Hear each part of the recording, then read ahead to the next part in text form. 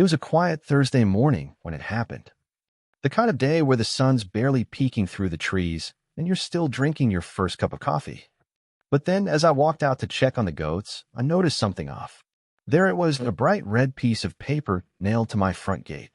A rusty old nail driven straight through it like a warning shot. I squinted at the paper, thinking maybe it was just some junk mail or a flyer. But no, this was official business. A thick stamp at the top read, Emergency Repossession Notice, HOA Mandate 14D Violation. I froze for a moment, trying to make sense of it. My farm? A violation? I leaned in closer to read the details. Livestock containment breach. Unauthorized fencing design. A $4,700 fine. And get this, vacate by Friday or face immediate removal. What the hell? And then, the cherry on top, the notice was signed by one Karen Whitaker, president of the Greater Simmons Valley HOA. I don't live in Simmons Valley. I live next door. But apparently, Karen had decided that the HOA's borders were now expandable, like some kind of HOA imperialism, only with more beige clipboards and less charm. I ripped the paper off the gate, my mind racing. At first, I figured this was just some scam, some scare tactic. Who would take this seriously? I don't even have an HOA. But then I saw it. The fine print. Notice is legally binding. I stared at the page for a few seconds, shaking my head. What kind of nonsense was this? This wasn't just a violation. This was an outright attack. And Karen Whitaker, whoever she was, wasn't going to get away with it. I was still standing there, holding the notice like it was some kind of bad joke when I saw it. A matte black SUV rolling up my gravel driveway. Its windows tinted so dark you'd think it was a government vehicle. My first thought was, great, what now? The SUV came to a slow stop near my barn, and two men stepped out. Both of them looked like they walked straight out of a movie about road cops, only with less charisma and a lot more cargo pants. One guy had a clipboard in hand, the other had a sidearm strapped to his hip, and I swear the buzz cut on the second guy looked like he was still in training for the police academy. Clipboard guy looked me over, not bothering with a hello or any sort of pleasantries. Instead, he said, "Sir, we're here to conduct a visual inspection on behalf of the Greater Simmons Valley HOA. I blinked at him. A visual inspection? Are you kidding me? What's your warrant? He puffed his chest out and launched into some overly complicated spiel. Under Municipal Subcode Emergency Protocol, we're authorized for perimeter verification without resident consent. I couldn't help myself. I gave him the longest blink I could muster. So, no warrant. Got it. You're trespassing.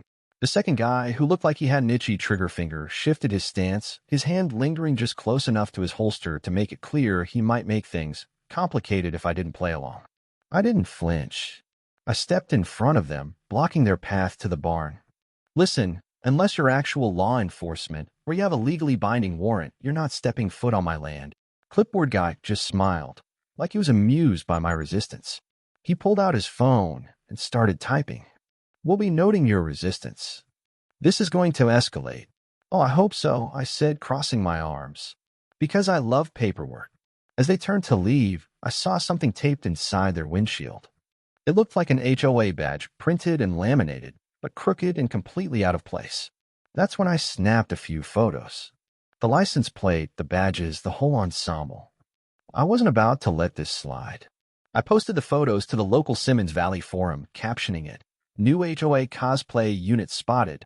Looks like Blackwater took over lawn care." Within minutes, the comments were blowing up. One neighbor shared, "Same guys knocked on my barn door last week, said they needed to check the grain bins for health violations." Another wrote, "This isn't compliance, this is intimidation." And then old man Duffy, who lived 4 houses down, chimed in, "I told you all years ago, Karen's ain't a neighborhood group. It's a damn cult." I was still chuckling at the comments when my phone rang. It was Karen. No hello, no pleasantries, just her voice. Smug, confident, like she already knew she had the upper hand. "Mr. Callahan, I'm calling to confirm that you've received the formal notice," she said, as if she was reading from a script. I almost laughed. "You mean the one illegally nailed to my gate?" Her voice didn't waver. "Nailed is a harsh term. Secured for visibility," she said. "And it's not illegal under the new emergency expansion guidelines." Guidelines? I scoffed. What guidelines? I never got any letter about this emergency expansion. It was voted on at the last board meeting, she said, her tone now dripping with that I'm better than you confidence. Funny thing is, you're now considered a resident of Simmons Valley. I don't live in Simmons Valley. I live next to it. There's a difference. I fired back, my patience running thin. She was quiet for a moment, probably trying to figure out how to spin her next line. Well, you are now, she said, as if it was as simple as flipping a switch. This is Karen Whitaker, president of the Greater Simmons Valley HOA, and we expect full compliance. You will need to vacate by Friday, or there will be further actions. The nerve of this woman. I wasn't about to let her push me around like this. Karen, I said, trying to keep my cool, I'm not in Simmons Valley. I never agreed to any HOA. So, unless you've got some official papers to back this up, you're barking up the wrong tree. She didn't even flinch. We're operating under community authority now, Mr. Callahan. Compliance is non-negotiable. Before I could respond, she hung up. I stared at my phone for a moment, trying to calm my racing thoughts. There was no way she was getting away with this. The call ended with Karen's usual brand of arrogance. But something wasn't sitting right with me. Something in the back of my mind was buzzing, a feeling that this was only the beginning. Later that evening, as I walked the perimeter of my property to check on the goats and make sure everything was in order, I noticed something else strange. A few more orange flags appeared along the edge of the field, right near the northern boundary. I hadn't put them there. No one had mentioned anything about surveying the land. My heart sank. I pulled one of the flags out of the ground, my fingers brushing against the plastic. Written in black Sharpie were some weird coordinates, like someone had mapped out the land with military precision. This wasn't just a mistake. This was deliberate. They were plotting something, and I had no intention of letting them get away with it. I reached for my phone and took a few pictures of the flag, the coordinates, and the markings. This wasn't just a few rogue HOA enforcers. It was looking like a coordinated effort. They were mapping out my land like it was a target, and I wasn't about to be the bullseye. But before I could go any further, I had an idea. I posted the pictures to the Simmons Valley online forum with a caption. They're at it again. New HOA squat on the ground, marking out zones. Anybody else seen this? It didn't take long before the comments started rolling in. One neighbor shared, they marked my back pasture last week and said it was for community improvement. Another wrote, my barn was flagged too, but they told me it was just for visual inspection. What a joke. And then came the message from Old Man Duffy, Simmons Valley HOA. They've been trying to take land for years. They're not improving anything. They're buying it up. I chuckled at his comment, but the unease in my gut only grew stronger. This wasn't just about a fence violation anymore. This was something much bigger. The night was still when my phone rang again. This time, it was the kind of call I didn't expect. A message from a neighbor, an old friend, actually, who had lived a few houses down from me for years. He'd seen my post on the forum about the orange flags. You're not the only one, he said, voice low, as if he was afraid someone might hear. I had two of those guys come by last week, trying to inspect my barn. They said they were checking for health violations. Health violations? In my barn? I laughed, a little incredulous. That's insane. What did you tell them? I told them to get off my land. But one of them flashed a badge. Looked fake as hell. They were just bluffing. I knew exactly what he meant. Fake badges. Fake cops. The whole thing was starting to feel like an elaborate scam, but it was bigger than that. It wasn't just about us. It was a community issue. I scrolled through more comments on the forum. One neighbor wrote, I don't care if it's a fine or a fence. This feels like an invasion. Another posted, this is harassment, plain and simple. We need to get the word out. And then the message from Old Man Duffy again. Told y'all years ago. Karen Whitaker isn't running an HOA. She's running a cult. I laughed at his comment, but as I read through all the other messages, my heart sank. People were scared. They were afraid of Karen, afraid of her, and afraid to stand up. Most of them had just paid the fine and moved on. But not me. I wasn't going to be intimidated by some fake enforcers and a corrupt HOA president. I snapped a few more pictures of the flags, the markings, and the survey area. I wasn't about to let this pass without a fight. And this time I wasn't alone. It was time to take a stand. The next morning, my phone rang again, and I didn't have to check the caller ID to know who it was. Karen. She didn't waste time with pleasantries. Her voice came through the line, dripping with that overconfident tone she always used. Mr. Callahan, I'm calling to confirm that you've received the formal notice. I almost felt like I could hear her smirking. I was done playing her game. You mean the one illegally nailed to my gate? She didn't miss a beat. Nailed is a harsh term. Secured for visibility. And under the new emergency expansion guidelines, it's not illegal. Guidelines? I shot back. What guidelines? I never got anything saying you have the authority to mess with my property. So, unless you can show me some real legal papers, you're out of luck. She went silent for a moment, probably recalculating her next move. We held a meeting for all residents of Simmons Valley last quarter. You didn't attend, but you're still bound by the decisions of the association. I shook my head, pacing back and forth outside, trying to stay calm. I'm not a resident of Simmons Valley. I'm not part of your HOA. So whatever you think you're doing, you're way out of line. She sighed, a tone of condescension in her voice. Well, you are now. We've expanded the HOA boundaries, and as such, you're now under our jurisdiction.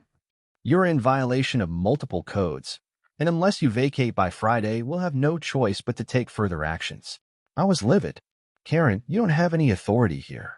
You can't just decide to take my land. This is harassment. It's illegal. But she wasn't listening. If you refuse to comply, you'll be facing significant consequences. This is your last chance, Mr. Callahan. And with that, she hung up. I stood there for a few seconds, the anger bubbling up inside me. I wasn't about to let her push me around. Karen Whitaker was about to find out that I wasn't some easy target. I immediately grabbed my phone and called my brother, Sheriff Luke Callahan. The day after Karen's call, I decided to do something I should have done earlier, take a walk around the property and make sure everything was secure. I was still fuming over the conversation with Karen, and the unease from her words kept creeping up in the back of my mind. Something about all of this felt too orchestrated, too deliberate. As I walked toward the northern field, I noticed something new, orange survey flags. They were scattered across the edge of my land, right where the goats usually roamed. I stopped in my tracks. Who the hell was marking my land? I hadn't put those flags there. No one had asked for permission to survey or map out my property. I walked closer and yanked one of the flags out of the ground. It had black Sharpie writing on it, some coordinates and numbers that looked like they belonged in a military operation, not a farm. This wasn't just some careless mistake. Someone was intentionally marking my land. I felt the hairs on the back of my neck stand up. This was real. They were serious. And whoever had done this had gone way past the point of just sending a few fake enforcers to harass me. Now they were plotting something bigger. They had designs on my land, and I needed to find out exactly what they were up to. I pulled out my phone and snapped a few pictures of the flags and the markings. My fingers shook slightly as I typed out a post for the local Simmons Valley forum. Someone's marking up my property. New squat on the ground, plotting zones. Anyone else seeing this? The forum blew up almost instantly. The comments started rolling in one after another, each one confirming what I already feared. One neighbor posted, "They've done the same thing to my land. They're setting up a grid, like it's all pre-planned." Another comment read, "It's not just a few flags. They're mapping out entire sections, looking for something to claim." And then came the post from Old Man Duffy. "I told y'all Karen's HOA isn't just some neighborhood thing. It's a land grab, plain and simple." I sat there, staring at the screen for a minute. It was like everyone had been too scared to speak up until now. They were all starting to put the pieces together. This was bigger than just Karen. It was a network, a plan to seize property, one farm at a time. And I was going to be damned if I was going to let them take mine. I wasn't wasting any more time. After seeing the posts on the forum and the marking on my land, I knew this wasn't some isolated incident. It was a coordinated effort, and if Karen Whitaker thought she could intimidate me into giving up my property, she was about to get a rude awakening. I decided to take action and went into town to file a formal report. As I walked into the county office, I felt a surge of determination. This wasn't just a matter of one person's bad behavior. This was a crime in the making, and I needed to make sure it didn't happen again. Not to me, and not to anyone else. The woman at the counter looked up as I approached, her expression unreadable. When I told her I needed to file a report about attempted impersonation of law enforcement, she raised an eyebrow, clearly intrigued. "You're not the first one to come in here with something like this," she said, flipping through a stack of papers. "We've had a few of these." "How many would you say?" 11, I replied, swallowing hard. The reality of the situation was starting to hit me. 11 people had already been targeted, and no one had done anything about it. "I'm number 12, I guess." She didn't look surprised. A few of them paid the fines, hoping it would go away. The rest are too scared to speak up. I clenched my fists. "I'm not scared, and I'm not paying any fine." "What happens next?" She shook her head. "Nothing much. Most people just hope it blows over. But if you want, you can talk to someone else about it." She handed me a sticky note with a name written on it. I looked down at it. Sheriff Luke Callahan. My brother. "You know him?" she asked, noticing my reaction. "Yeah," I said, trying not to smile. "I know him. I'd recommend you call him," she added. "If anyone's going to look into this, it'll be him." I didn't need any more encouragement. I left the office, my mind racing. This wasn't just about some fake cops trying to intimidate me anymore. This was a system at play, one that had already claimed victims, and now I was in their sights. I called Luke on the way back to the farm. He picked up after one ring, sounding calm, like he was expecting my call. "I'm guessing you've heard about the HOA?" I asked. "Yeah," he replied. "You're not the first one to complain. This is bigger than just some fines or a fence. They're going after control. They'll keep pushing, and when they get it, they won't stop. But your case is different." I paused. "How's it different?" Luke's voice dropped to a lower tone. "Because it's not just about the land. It's about what they're planning next." The next morning, I woke up to a sight that made my blood run cold. The calm, quiet of the farm was shattered by the unmistakable sound of engines revving in the distance. I grabbed my coffee mug and stepped outside, squinting against the early morning sunlight. That's when I saw it, a convoy of black SUVs speeding up my gravel driveway. They didn't pull up politely. They didn't park. They invaded, skidding to a halt in front of my gate like they were raiding a compound. I couldn't believe my eyes.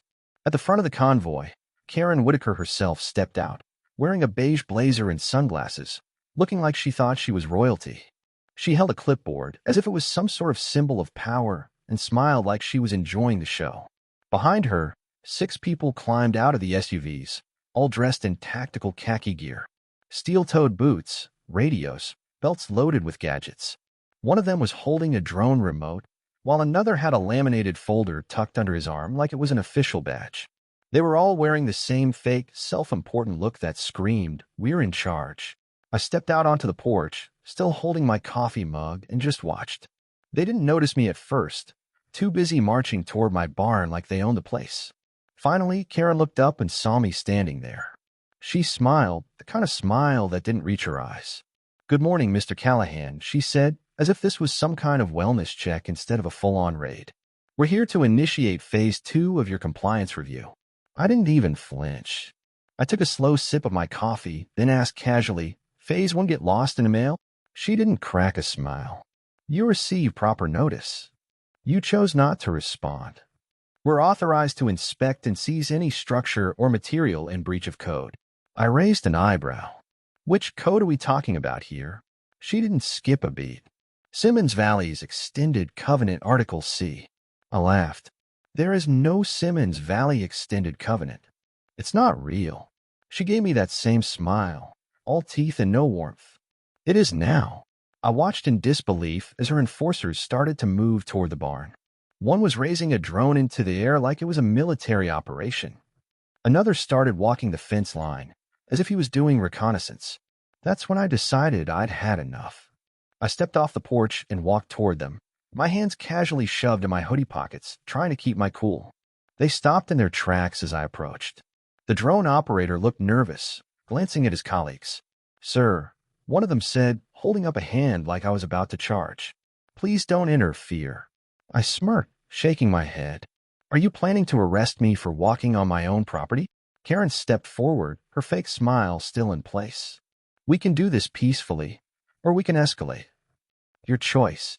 I looked her dead in the eye and laughed. You brought 6 rental officers, a drone, and a crowbar to inspect my barn? It's not just the barn, it's the fence, the livestock zones, and the unregistered utility hookups. I paused. Funny thing is, the barn's been here for 30 years, the goats were born on site, and utility hookups are county issued. Want to see the paperwork? She nodded toward one of her enforcers, and the man started moving toward the barn, his crowbar in hand. I whistled sharply. The goats, chaotic little creatures that they were, came charging toward the barn, bleating loudly. The enforcer jumped back, startled. What the hell? They don't like strangers, I said with a grin. Especially ones with radios. Karen raised her phone and began recording. Just another example of escalating hostility from non-compliant residents, she muttered into the camera, as if she was preparing for her own reality TV show. I stood there, arms crossed, giving the camera my best smile. Smile harder, Karen. That footage is going to look real good subpoenaed. But just as she kept recording, something unexpected happened. A sheriff's cruiser pulled up. Deputy Ramirez stepped out, calm and collected. He surveyed the situation for a moment before speaking. Everything all right here? He asked, his eyes moving between Karen and me. Karen tried to stay cool. We're in the middle of an HOA enforcement operation. Please stand down. Ramirez raised an eyebrow, unimpressed. You're what? Karen puffed up her chest. We're executing a legal inspection. He turned to me. Did you invite them here? No. Do you consent to this inspection? Absolutely not. Well, Ramirez said with a small smirk, they're trespassing. I could see the color draining from Karen's face. Ma'am, you and your crew need to vacate immediately. And that drone. He looked at the flying gadget with disdain. It's illegal to fly over private agricultural property without clearance. Karen's face twisted with frustration, but she didn't budge. This is outrageous. Number 1, Ramirez said, this is the law. Number 2, this is your cue to leave. Her eyes narrowed, and she leaned in close, just for me to hear. I hope your niece enjoys applying for scholarships from an off-grid property with multiple violations. My blood ran cold, but I didn't show it. Not a damn chance she was going to get away with that. I stood there as they slowly backed off, their smug confidence starting to crack. But as they left, I noticed something. One of the enforcers, a younger guy, hesitated. He looked at me for just a second too long, his expression flickering with doubt. But before I could say anything, Karen barked an order at him, and he snapped back into line.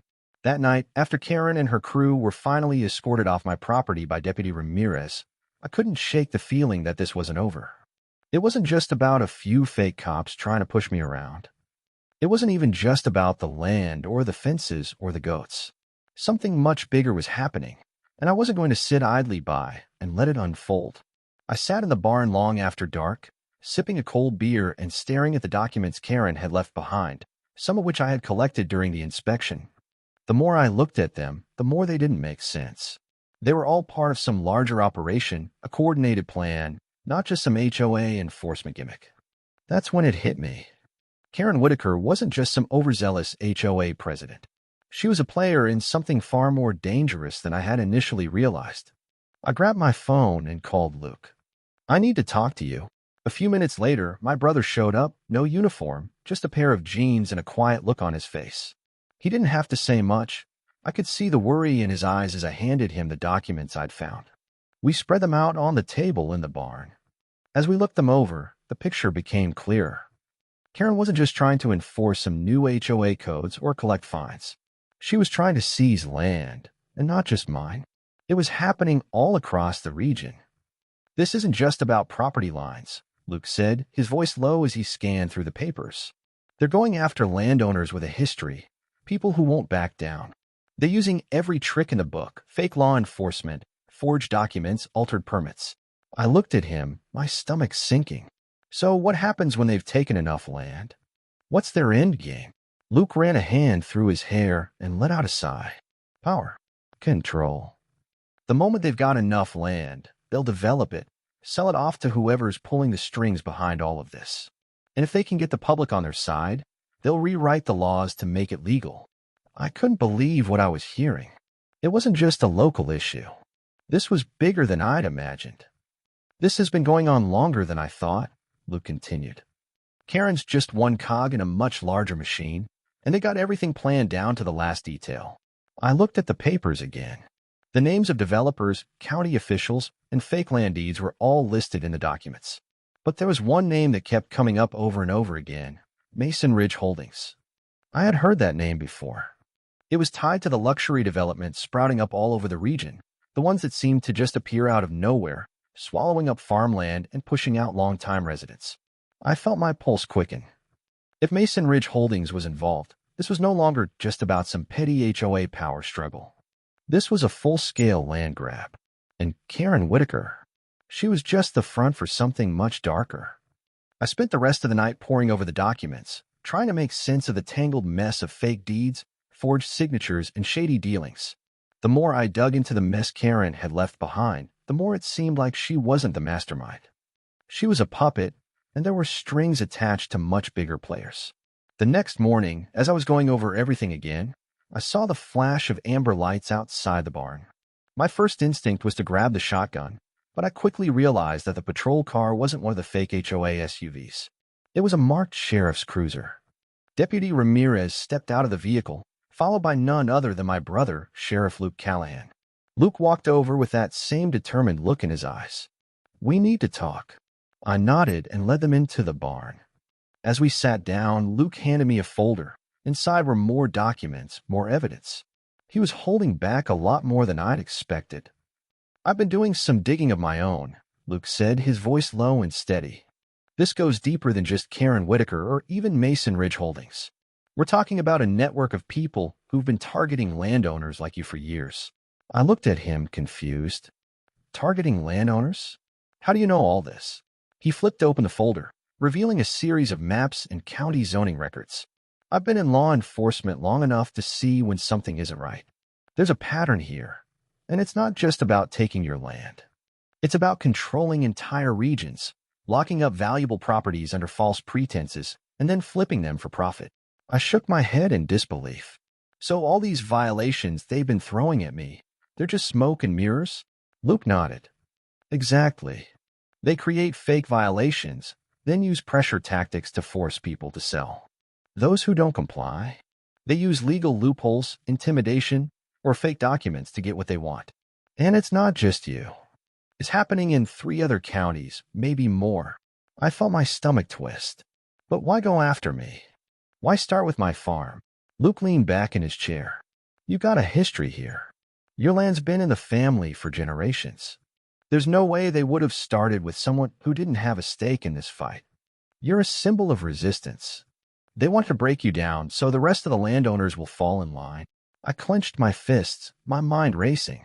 I'm not going to let them take it from me. Not without a fight. Luke pulled out a set of documents from the folder. "This is where things get interesting. I've got the real deed to your land here, the one that's still valid. But I also have something else.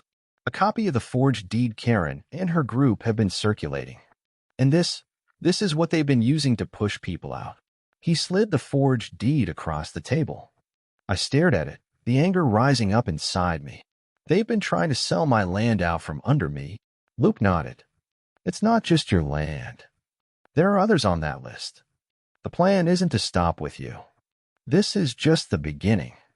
Once they've got enough land, they'll be untouchable." I grabbed the forged deed and crumpled it in my hands, ready to tear it apart. But Luke stopped me with a hand on my shoulder. "Hold on. We need to be smart about this. The next step isn't just about stopping them. It's about getting proof and hitting them where it hurts." I spent the next few days feeling like I was caught in the middle of a chess game I never agreed to play. The documents Luke had shown me, both the legitimate ones and the forgeries, had confirmed what I'd suspected. This wasn't just about my land or even Simmons Valley. It was a coordinated land grab that spanned counties, with a network of corrupt officials, shady developers, and yes, Karen Whitaker playing the role of the convenient pawn. I kept thinking about the map, the zoning plans, and all the names that kept popping up in those files. This wasn't some rogue HOA board. It was a well-oiled machine with a clear agenda, and they were moving fast. I spent hours poring over the documents in the barn, trying to find a crack in their plan, something I could use to stop them. But the more I looked, the more it seemed like they were one step ahead. That's when I realized something even more unsettling. Karen and her crew weren't just acting on their own. They were being directed by someone else. Someone bigger. Mason Ridge Holdings, the luxury development company behind the land grabs, wasn't the only player in the game. I'd uncovered something even darker, an entity called Emergent Valley Growth Trust. It sounded like a legitimate organization, but the more I dug, the more it looked like a shadow company designed to funnel money and land into the hands of a select few. It wasn't just about evicting a few people from their homes. It was about erasing entire communities and building a future that only a few people could benefit from. That afternoon, I got a call from Luke. "You need to come to the office. We've got something new." I didn't hesitate. I grabbed my keys and headed out, my mind racing. When I arrived, Luke was waiting in his office with a grim look on his face. On the desk in front of him was an envelope marked with a seal I hadn't seen before, a triangle overlaid with a house symbol. I raised an eyebrow. "What's this?" Luke didn't answer immediately. He slid the envelope toward me, and I opened it slowly, feeling the weight of the moment. Inside was a printed card and a set of coordinates. The card had one line written on it: Reassignment Pilot Zone, Midwest Beta. I stared at it. The coordinates were familiar. They pointed to a piece of land I'd never heard of, somewhere 2 counties over. Luke leaned forward. "They're moving. This isn't just about your farm anymore. They've targeted someone else." I looked at the map, feeling a chill run down my spine. "Who else is on their list?" Luke shook his head. "We don't know yet, but it's clear that the same playbook is being used. Phony inspections, forged deeds, intimidation. We got to get ahead of this, or they'll be gone before anyone knows what happened." I clenched my jaw. "What's next?" Luke slid a manila folder across the table. "We've got a lead. Someone else is about to get hit by the same thing that happened to you. I need you to go there, and we're going to stop them before they can pull the same stunt." I felt a surge of adrenaline. This was it. This was my chance to stop them from destroying another person's life. But as I grabbed the folder, thought crossed my mind. This wasn't just about land anymore. This was about sending a message. And I was ready to make sure they heard it loud and clear.